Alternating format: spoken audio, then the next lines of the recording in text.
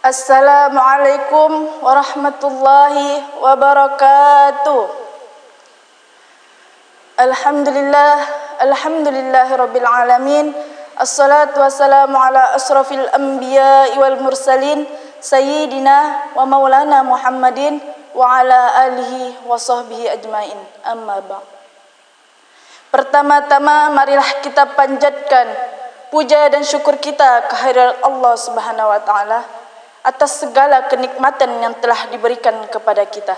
Di antaranya nafas yang selalu berhembus, jantung yang selalu berdetak, anggota badan yang selalu bergerak, dan semuanya tidak boleh kita sia-siakan. Selawat terangkai salam tidak lupa kita hanturkan kepada junjungan kita, yakni Nabi Allah, Nabi Muhammad sallallahu alaihi wasallam, yang mana beliau adalah makhluk yang paling mulia di antara makhluk lainnya, yang tidak ada cacat akhlaknya, tidak ada kebencian dalam hatinya, dan selalu dirindukan oleh umatnya. Yang terhormat kepada para dewan juri dan panitia Master of Dakwah, dan yang saya banggakan hadirin sekalian. Ada satu peristiwa yang sangat menakjubkan, di mana ketika Allah menciptakan bumi, bumi pun bergoyang-goyang. Dan setelah Allah menciptakan bumi, Allah pun menciptakan gunung dengan segala kekuatan yang diberikan kepadanya. Dan anehnya, setelah Allah menciptakan gunung, bumi yang tadi bergoyang-goyang tiba-tiba berhenti, terdiam dan tak bergoyang lagi. Para malaikat yang melihat peristiwa tersebut pun terheran-heran dan bertanya kepada Allah Subhanahu wa taala, "Ya Allah, adakah suatu penciptaanmu yang lebih kuat daripada gunung?" Allah menjawab, "Ada, yaitu besi. Gunung batu bisa menjadi rata apabila dibor dan diluluhkan dengan bulldozer yang terbuat daripada besi." Dan para malaikat bertanya kembali, "Ya Allah, adakah suatu penciptaanmu yang lebih kuat daripada besi?" Allah pun menjawab, "Ada, yaitu api. Besi, bahkan baja sekalipun pasti akan menjadi cair dan lumer apabila dididihkan dan dibakar oleh bara api." Para malaikat bertanya kembali, "Ya Allah, adakah suatu penciptaanmu yang lebih kuat daripada api?" Allah pun menjawab, "Ada, yaitu air. Sebesar apapun api yang membara di bumi ini pasti akan padam apabila disiram oleh air." Para malaikat bertanya yang keempat kalinya, "Ya Allah, adakah suatu penciptaanmu yang lebih kuat daripada air?"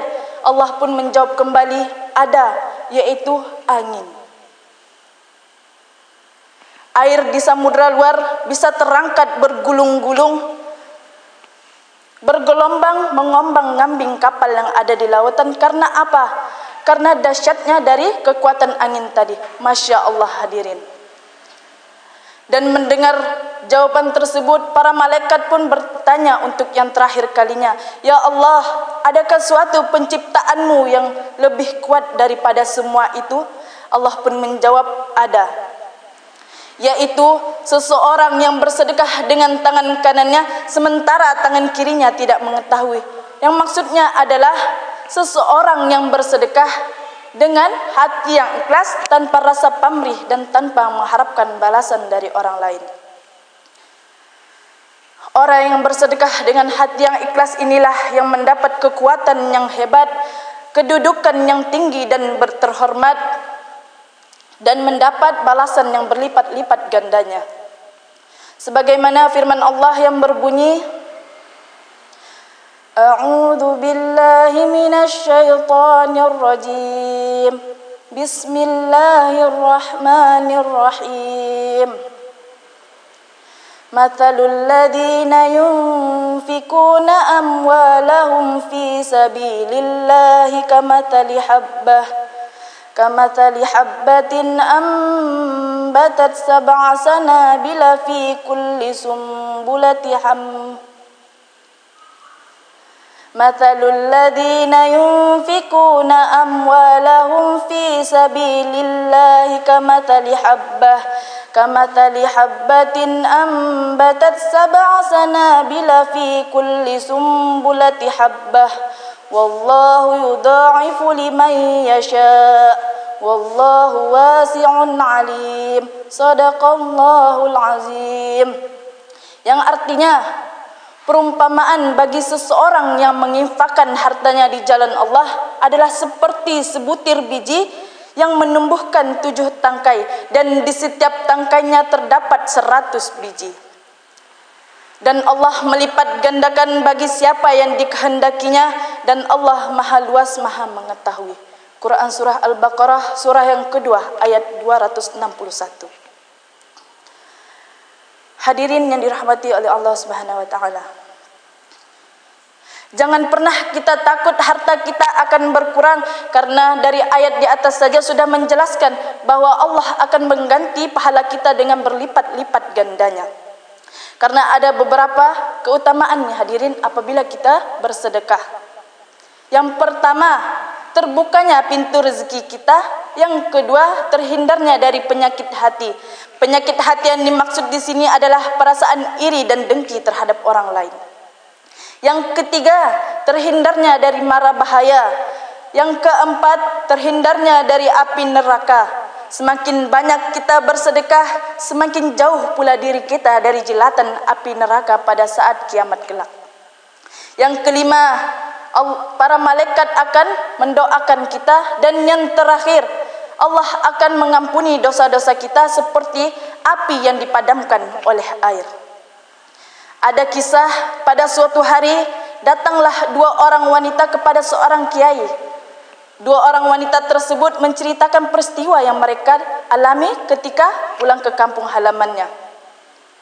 Di tengah perjalanan, ternyata bis yang mereka tumpangi mengalami tabrakan yang begitu dahsyat sehingga seluruh penumpang mengalami luka yang sangat berat.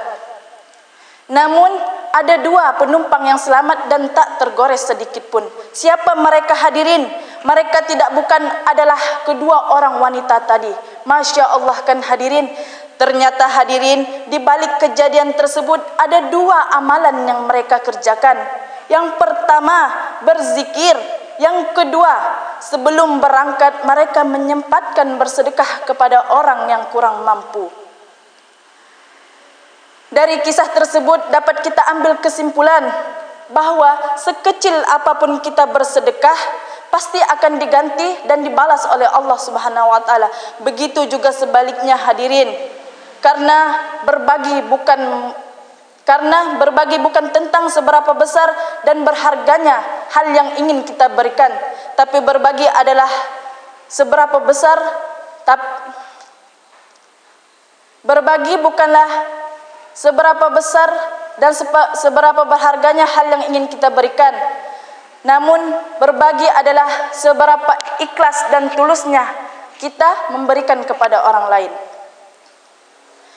Hadirin yang dirahmati oleh Allah Subhanahu wa taala, sedekah tidak boleh kita remehkan dan tidak boleh kita sepelekan, karena dengan sedekah inilah yang dapat menentukan hidup kita di masa yang akan datang. Maka dari itu hadirin, marilah mulai dari sekarang kita bersama-sama dan berlomba-lomba untuk berbuat kebaikan. Karena kita tidak tahu kapan kita akan kembali kepada Allah Subhanahu wa taala.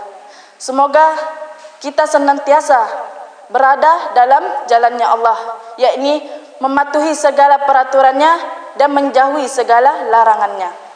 Amin ya rabbal alamin. Pagi-pagi minum jamu, siangnya minum jus mangga. Bersedekahlah semampumu agar kita lebih dekat dengan syurga. Kata demi kata pun sudah saya lontarkan, kalimat demi kalimat pun sudah saya sampaikan. Kekurangan datangnya dari diri saya pribadi, karena kesempurnaan hanya milik Allah Subhanahu wa taala. Akhiru kalam, summa assalamualaikum warahmatullahi wabarakatuh.